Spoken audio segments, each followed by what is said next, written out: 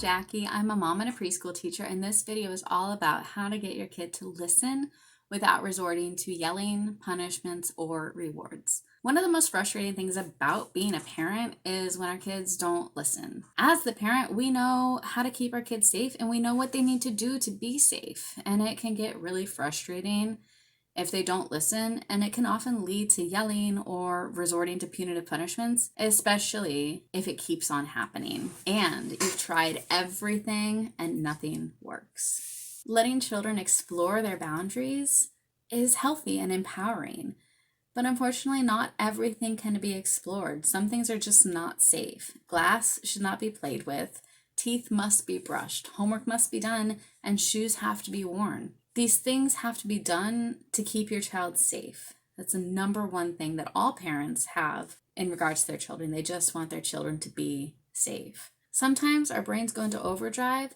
and that sense of needing your kid to be safe can escalate and turn into being overbearing or controlling or even defeatist, especially if you have a history of your child not listening. Every child needs to be loved, respected, and supported. And as parents, we try our best to make sure that these things are met, but sometimes, despite our best efforts, sometimes we miss something. And it's important also to know that there is a reason why your child isn't listening. They have their reasons why they're not following through with something.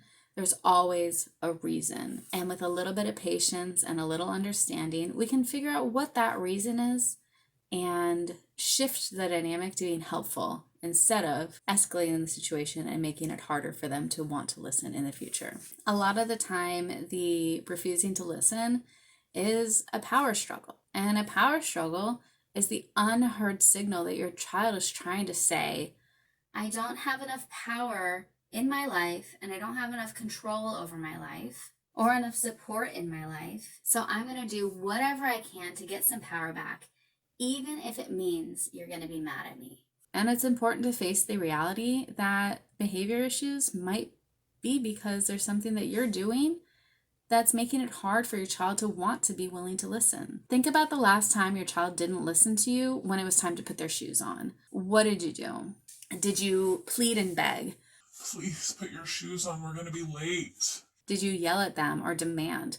Put your shoes on now. Did you threaten? Put your shoes on or you're not going to be able to watch TV later. Did you bargain? If you put your shoes on, I'll get you ice cream while we're out. Or did you infantilize? Come here so I can put your shoes on for you. Which of these tactics did your parents use on you? And are these methods working with your own children? Are you finding that you need to resort to more extreme punishments as time goes on because the ones that you're using just aren't working? Unfortunately, the unintended consequence of using fear-based punishments and techniques is mental health issues. Anxiety, depression, self-doubt, self-esteem issues, and distrust. These issues can be crippling as an adult and are often the result of being punished as a child. If your parents used some of these techniques with you when you were a child, did it make you more willing to want to be helpful? Or did it make you more willing to ignore them?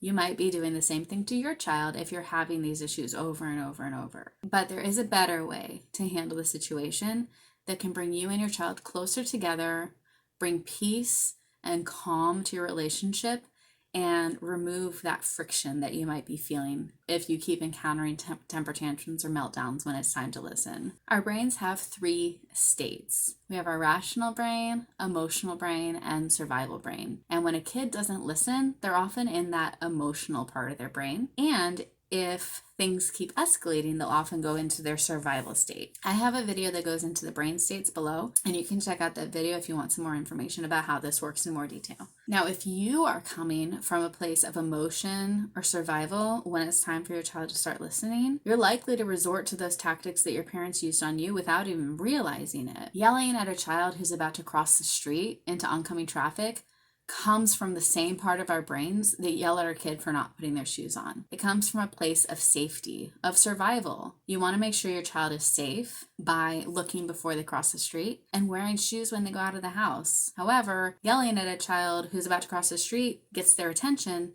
Yelling at a child who needs to put their shoes on, it's not helpful, and it doesn't teach them how to be safe. It just causes friction and it causes anxiety in the child. So if you want your child to listen, they must be in their rational state. And these 4 steps to handling misbehavior helps bring a child who is in that emotional state or in that survival state back into their rational state so that they can learn and so that they can cooperate. So the 4 steps to handle any situation with your child is to identify, validate, deep breathe, and problem solve.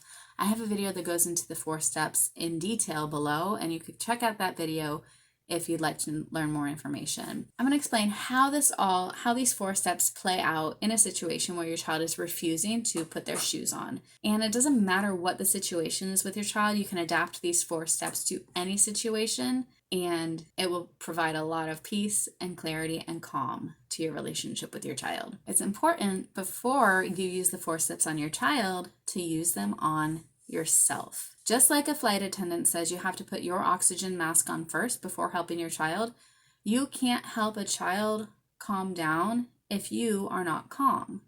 So the 4 steps will help you come down into a more rational state of mind so that you can be effective. If you're angry with your child, you're not going to be able to teach them a skill. So you start out with identify. Identify the emotion that you're feeling in the moment when your child is telling you no. I'm feeling frustrated, angry, and tired. And that's it. And saying that to yourself, you could say it out loud. You could just say it to yourself. Just identify and just sit with that. Just for a couple seconds. It doesn't need to be a whole thing. And that will take you from that survival part of your brain into your emotional state. So it'll bring you from red to yellow. And then it's time to validate. Why are you feeling frustrated, tired, or angry? So think, every day this week, my kid has been telling me no when it's time to put their shoes on, and I'm just sick of it. It's exhausting, it's frustrating. I just want them to put their shoes on, and we're going to be late if they keep running around the house. That's a very valid reason to be frustrated and angry. It is frustrating when your kid isn't listening, especially if you've been at it all week and nothing that you're doing is changing it. Maybe you're feeling like it's just going to keep escalating, and you know that what's going to happen is that they're going to get their tablet taken away. You know what's going to happen because your child's not listening, and you're just tired of it. Nobody wants to do that to their kids. Nobody likes putting their kid in timeout. It feels really bad to do that. And maybe those feelings are just coming from the fact that you don't want to have to punish your kid and you're sick of it. You're sick of doing the punishment. So once you've identified what you're feeling and why, as your kid is sitting there running around or not listening, take a deep breath.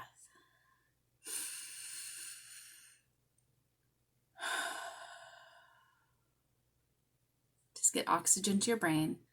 Take a couple deep breaths until you feel the energy shifting. Once you feel the energy shifting, then you'll be able to problem solve. And problem solving means using the 4 steps on your child. So now we're going to start the process all over again, but we're going to focus on the child. Because now we've identified that we are upset, we are frustrated. We're frustrated because this is really annoying and we don't want to have to resort to punishments because it feels really bad. We just want our kids to listen. Take a deep breath and know that there is a better way to handle this. Okay? So, step 1 for your child. Identify what is the emotion that your child is feeling in this moment after you've told them to put their shoes on and they refuse. This is just giving them a name for their emotion. It is not judging. It's just naming the emotion. So you could say something like, you just told me no, screamed at me, and ran away. Are you feeling angry? There it is. You just have given them a name for the emotion they're feeling. And this will bring them from that survival state. Screaming, yelling, running away, it all comes from the survival state. And naming the emotion that they're feeling brings them into their emotional state. So it brings them from red to yellow. And they're going to confirm it. They're going to say, yeah. They're going to have a head nod. You'll feel energy shift, or they'll say no. And they might correct you and tell you what feeling they're actually having. And once you've identified it, then move on to validating. Validating is, why are they feeling the way that they're feeling? So in this situation, maybe they weren't done playing yet and they didn't want to go shopping, or they didn't want to leave the house yet. You're feeling angry because I told you it's time to put shoes on because we're going to go grocery shopping, but you weren't done playing yet. I know it's really hard when you have to do something that you don't want to do. I'm here to help you. We're going to get through this together. Validating is not giving in. It is not giving up. It is just helping them understand why they're feeling what they're feeling. You are still the parent. You are still in control of the situation, and you are still in charge of what's going to happen. Validating how your child is feeling and why they're feeling what they're feeling helps them better understand themselves and better helps them understand how to self-regulate when they get these feelings again, because they're going to get these feelings again.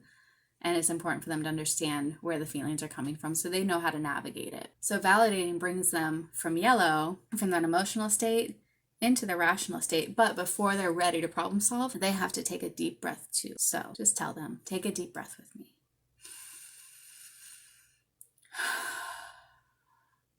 And in this moment, you can do a couple deep breaths. I have a video all about how to do different types of fun deep breathing with your child.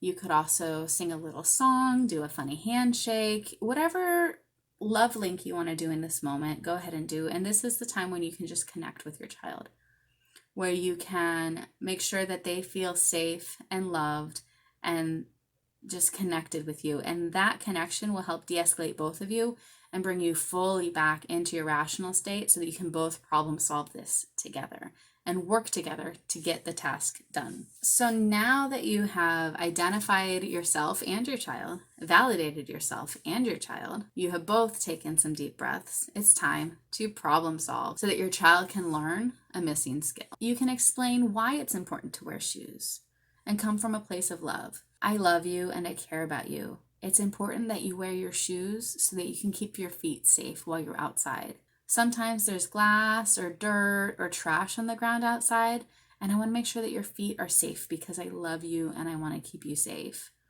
Do you see the bottom of your shoes? Look how dirty your shoes are. If you don't wear your shoes, this is what your feet could look like. Put your shoes on so you can be safe. So it's important with any misbehavior that there are always natural consequences to behavior. Positive consequences, negative consequences, whatever it is, there's always consequences to how you behave. And the way things play out in real life is a lot different than things play out when you're a kid.